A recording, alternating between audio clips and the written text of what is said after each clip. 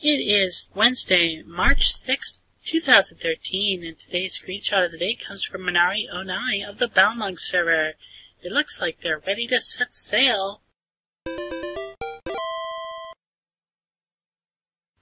Good morning, Eorzea. Now Celestine here. A little bit of Square Enix news and another guest today. Unfortunately, once again, we don't have a lot of Final Fantasy 14 from the news, but that's to be expected probably for the next little bit. If you do want to be a guest, though, please feel free to contact me at any time. I'll try to do my best to get anybody on the air that wants to speak. But let's dive right into our meat and potatoes of today's show and start with some Square Enix related news. Recently, some screenshots were released via NeoGAF. It's a website. They showed a few screenshots of a new game from Square called Thief 4, which will be released on the next generation consoles in 2014. It's apparently going to be simply titled Thief. Now, if you've ever played any Thief games, and I have, I'm actually really interested in seeing how this is going to come along. First couple of shots do look kind of interesting, so feel free to take a look at it on the Game Maniac's website.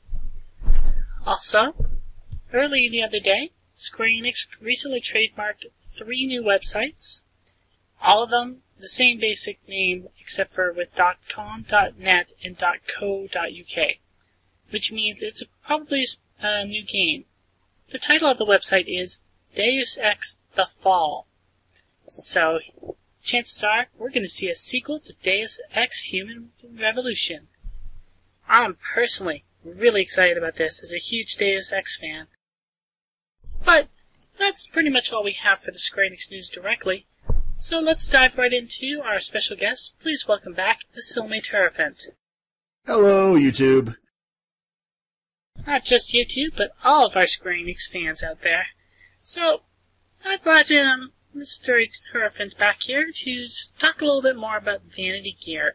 I know it's a topic that we have covered several times on the show, but it's always nice to get slightly different perspectives and slightly different ideas. And Isilme here has definitely brought up a couple of ideas that I haven't heard before. Okay, thank you, Nell. Anyway, I've been very careful. I know there's a non-disclosure agreement on the beta and everything, and I've been very careful to avoid any sort of knowledge as to what's actually going on as far as Square's plans for Vanity Gear. So if I happen to accidentally hit on any stuff, I don't actually know what Square has planned, if they have anything planned. But I do know that Vanity Gear has been something that's been discussed since before 1.0 stopped. Basically, the definition I'm using for that Vanity Gear is that it's basically the mixing and matching of stats and appearance of gear. So you take, say you had a Ifrit's blade, and you really liked the look of the Ifrit's blade, but it was kind of out of date, and your Giant Skull sword had much better stats, but you hated how that thing looked. You could mix and match it so you'd have the Giant Skull stats, but the Ifrit's blade's appearance. Now, I think this was, a lot of the interest in this was probably spurred, in my opinion, by the heavy Darklight armor, which was, to put it charitably, absolutely hideous. It was the ugliest, most ridiculous piece of armor that I've ever seen in my life. The only Now, race... if I can jump in there for a second, it does look half decent. It's just a brick. No, I don't agree. It looks okay on a Rogadin, who is supposed to look like this big brick. But on every other race I've seen it on, it looks completely ridiculous. It's even worse when you look at the craftable dark steel variant, where they took off the head crests and they put the shoulder pauldrons on both ends, and they're absolutely enormous shoulders. Even by like crazy games like WoW standards, they're enormous shoulders. The head doesn't actually turn. It's completely immobile. And when the character is standing there, they look like a statue. It is not an attractive set, which is unfortunate because most of the other Darklight gear, looks very attractive, and it's actually very cool looking gear. Now, I mean, other mileage may vary. Some people may like it, but I always thought it looked completely ridiculous, and I think a lot of people agreed with me. Now, what would be really nice is if you could take the stats from that gear, because they are some of the best stats in the game, and map it over onto, say, another piece of gear that you're wearing that you do like your your Cobalt Courier set, or if you get the militia gear, or some other, or even your AF gear. That would be really cool. Now, this is something that other MMOs have already started to do, and some of them have done it right out of the gate. I've never played Guild Wars 2, so I can't comment on that. So people are screaming, going, Guild Wars 2 does this. Okay. I can jump in on that because I have played Guild Wars 2 a little bit, and I do know a little bit about that. What it is in Guild Wars 2 is you take the piece of gear that you want it to look like and the piece of gear that has the stats, and you have to craft the two together. Mm-hmm. Okay, so it's sort of a permanent thing. Now, the two that I know about that are able to do this are World of Warcraft and Star Wars: The Old Republic, and they have two different methods of doing it. Now, the World of Warcraft option was released, I think, during the Wrath of the Lich King expansion. I could be wrong on that. I'm not a big WoW player. But basically it was called Transmogrification, which is difficult to say on a day off.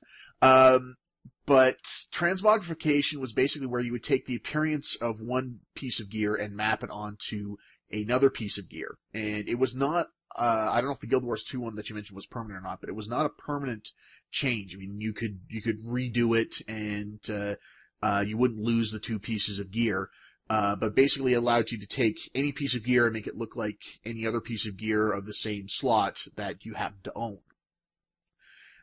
The Star Wars: The Old Republic method is a little bit different in that it doesn't apply to all gear, but it applies to the epic gear and the customizable gear, where you can actually take the stats, which show up as modifications.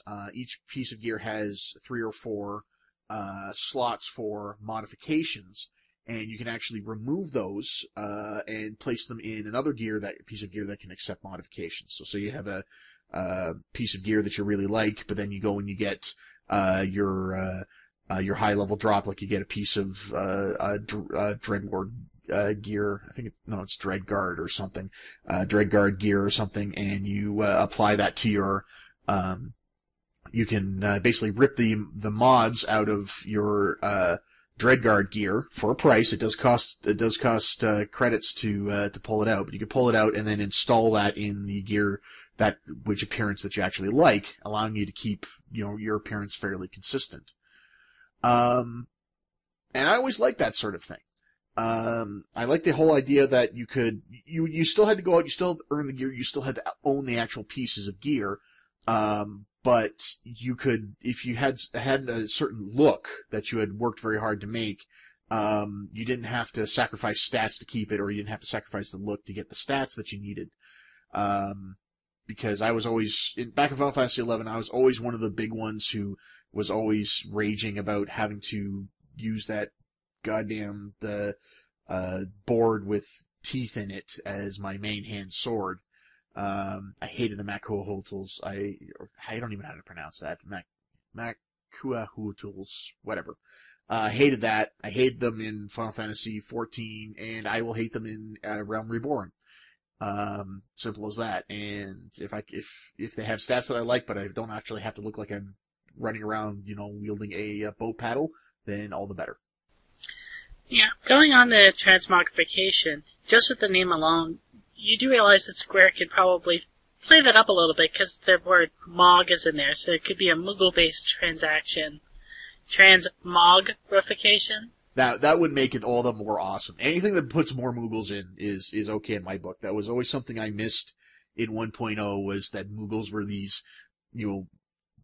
mysterious forest creatures that only popped up occasionally, and you only really got to see them during the Gridania storylines, and I like Moogles. I want to see more Moogles. Anything that gives us more Moogles is good in my book.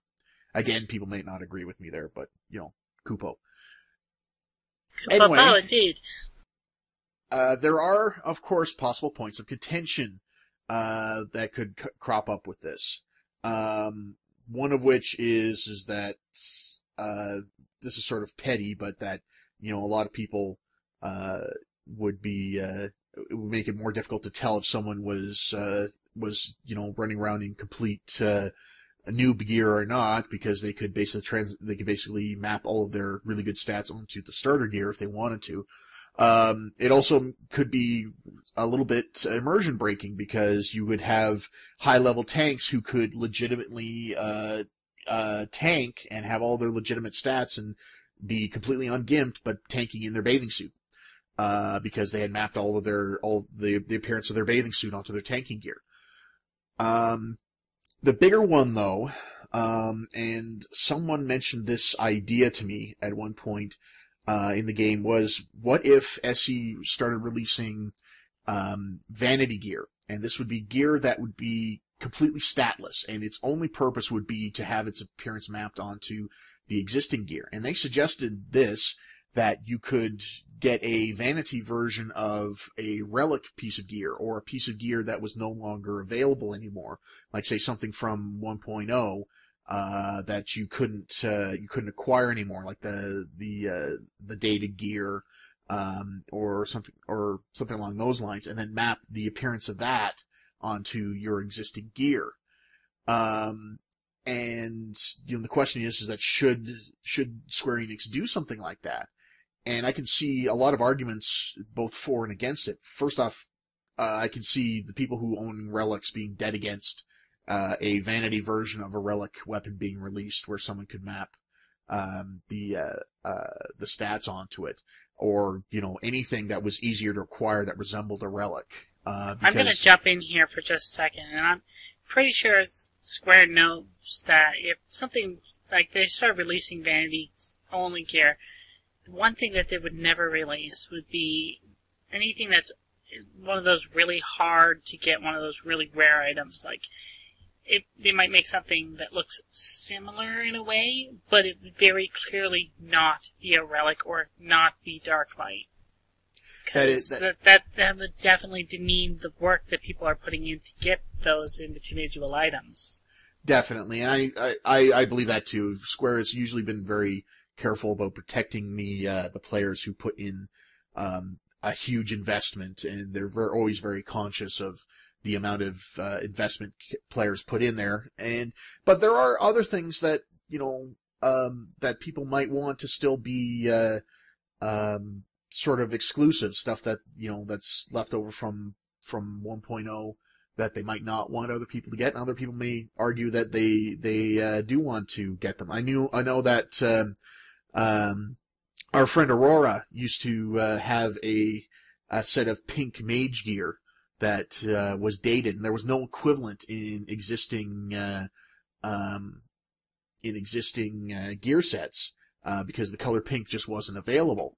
And it would be kind of nice if you could get basically the ability to map that color onto your existing gear again. So if you wanted to run around in all pink, or all all purple, or if you want to be boring and unimaginative, all black or all silver or something, you could do that. I actually think there's a lot of possibility there. I think SE has already shown that they can manage that sort of stuff well, and I don't think there's a lot of potential for it to go wrong. But we'll have to wait and see what SE actually has in store. I'm sort of hoping they do implement something like this, though. Well, it definitely is very interesting, and I know personally I'm looking forward to hearing more about this from Square, but I think we're going to have to call this a show here. All right. So, if anyone does have any comments or suggestions about vanity slots and wants to get their voice heard, please feel free to leave a comment below. I mean, if there's some really constructive ones, I'll definitely read them on tomorrow's show. But that's pretty much all we have for today. As always, you can leave any positive or negative comments in the box below. You can follow me on Twitter, like, share, and subscribe if you haven't already. You can leave any comments, suggestions, or screenshots via the Lodestone topic, or over YouTube private messaging. As always, this is Nell Celestine, and Izzy Turuphant, bidding you adieu.